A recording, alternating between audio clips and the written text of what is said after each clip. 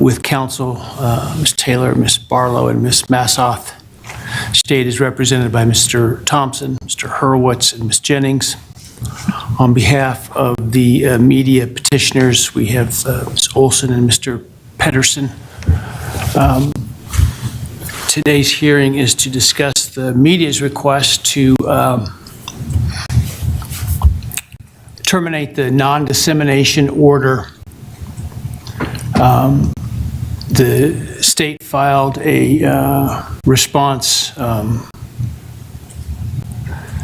indicating it was no longer objecting to that, and the defense did file an objection indicating that they do have a continued objection to lifting the non-dissemination order. I've read the briefs that have been provided by the parties, and I'm going to attempt to shortcut things here a little bit by asking whether the defense, who is the objecting party, has anything additional to add beyond what it had in its briefing before. I don't know that I need to hear from, frankly, the petitioner. I think the briefing was adequate, so let me just start with Ms. Taylor to see if there's anything else she wants to add. Your Honor, there is not, but if there's further argument, Ms. Barlow will be making that argument on behalf of the defense. All right. And to be fair, Ms.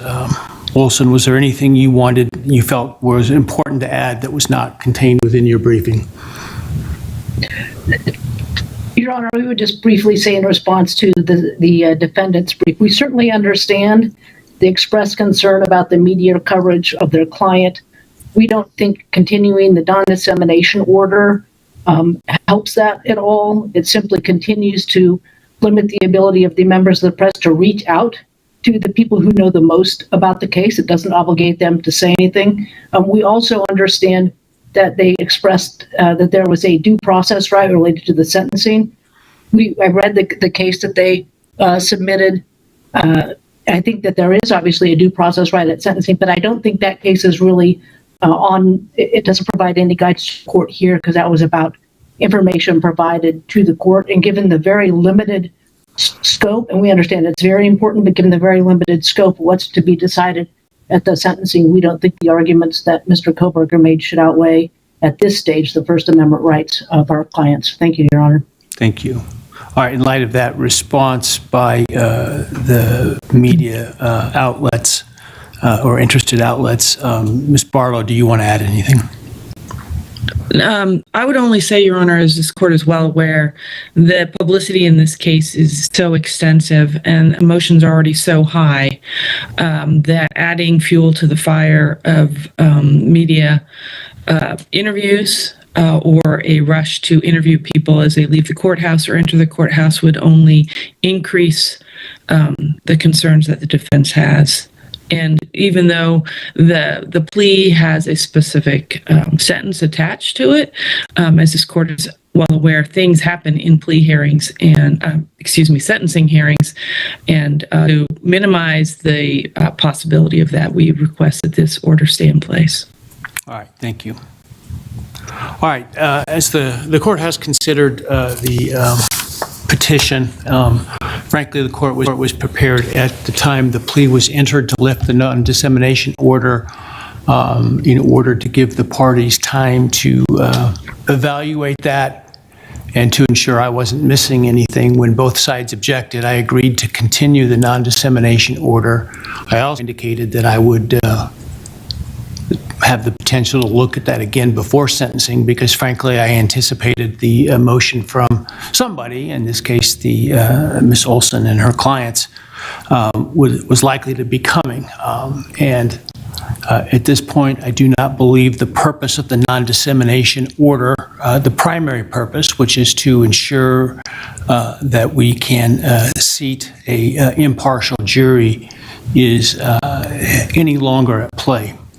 The concerns identified by the defendant, while certainly not to minimize those, they are concerns and they are significant concerns. I do not think, however, the non-dissemination order and the right of the public to information is outweighed or outweighs those rights, I should say. And frankly, I don't think that lifting the non-dissemination order will meaningfully impact those concerns. I mean, the media frenzy, as it has been described, will continue regardless. It is a little bit like water will find low ground. In this case, the media is going to write something regardless about this case. The lifting the non-dissemination order does not require the counsel or others who were previously bound by it to speak, and the state has indicated that they intend to until after the sentencing. And certainly I would hope that the media interests would respect those positions and give people the space that they need and request. In terms of, for example, the defendant's family and others going at the sentencing, we intend to have, as we did before, appropriate security measures in place to ensure that they, as well as the victims, are allowed to get in and out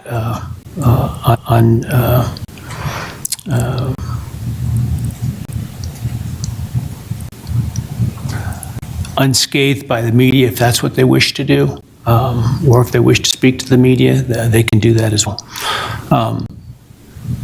At this point, I just don't think that I can justify the continuation of the non-dissemination order. I think the rights of the public to information in this case is paramount, given the fact that a plea has been entered in this case, and so I'm going to lift the non-dissemination order. But I want to point out what that means and what it doesn't mean. Obviously, nobody's required to speak to the media, first of all. Second of all, I want to be clear that the court's prior preservation order to the parties is not lifted and continues to stay in place. And so it's important to understand that the obligations still exist. And then the other thing I want to point out is that by lifting the non-dissemination order, that does not convert sealed documents to unsealed documents. Documents previously sealed by the court are still sealed. Now, I see the media also filed a petition to be heard to unseal everything. I'm denying that outright. The request to intervene, because I think it's premature at this point. So the court will its intent is to, after sentencing, begin the process of reviewing all the sealed material in this case to determine what should be unsealed and what should not be unsealed. That process will include an opportunity for counsel to register any objections to unsealing documents, specific documents, and request to redact certain sealed documents before they are unsealed, or unseal them in a redacted form. I intend to do that in groupings of documents at a time.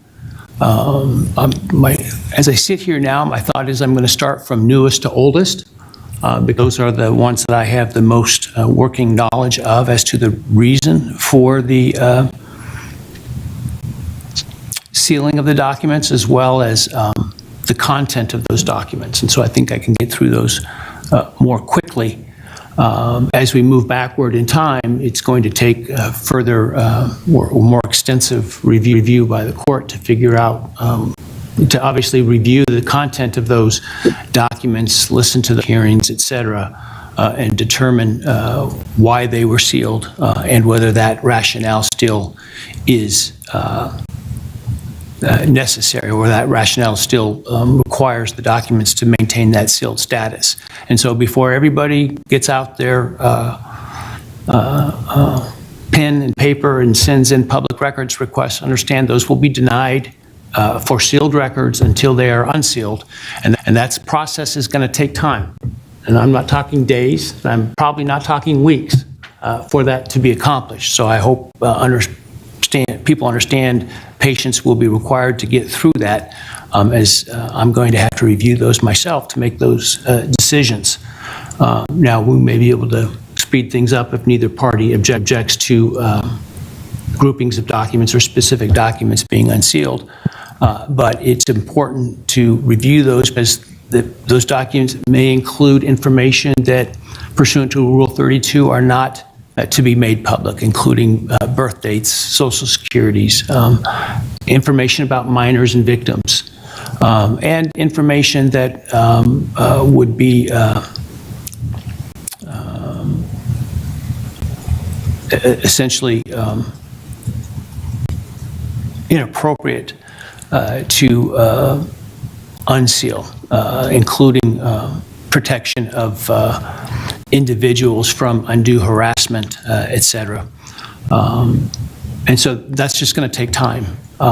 In addition, I'm unlikely to unseal much until after sentencing and after the appeals period has run. Now, I recognize the plea agreement includes a waiver of the right to appeal, but as the parties probably know, the U.S. Supreme Court in Garza v. Idaho has indicated the fact that a defendant waives the right to appeal doesn't mean they don't have the right to appeal.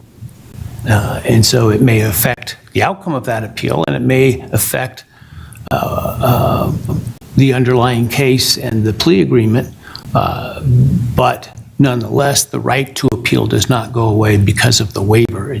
And so I think it's important for that time period to also play it out to see that it goes the way that I think people intend and expect it to. And so I will be entering an order in the next week or so outlining the process for the review of the sealed records. And counsel will need to maintain a presence in the case in order to review those materials as they are proposed to be unsealed by the court. Because the timeline that I will likely give you will not be, I suspect, extensive as for each group of records. So I might give you 14 days, for example, to provide a response as to a group of, a dozen or a couple dozen records at a time. So just sort of heads up and fair play with respect to that. Any questions by the parties about the ruling today? Not from the state, Your Honor. Thank you. No questions from the defense. Thank you. So Olson, do you have any questions? I don't, Your Honor. I wasn't certain if I was included within the parties. I would just say I think that the court's proposed manner of moving forward on the sealed records will likely largely address our interests, and we appreciate the court setting that out in this hearing today. Yeah. If certain records after review maintain their sealed status, it would be at that point that I would entertain requests for me to consider that more formally and to have a voice in that. But I think until I've gone through that process, it's premature, which is why I don't intend to take up your motion, your more recent filed motion at this time. So, Thank you, Your Honor. We appreciate that. all right. And with that, then we are adjourned. Thank you. I will see you next week. Thank you, Your Honor.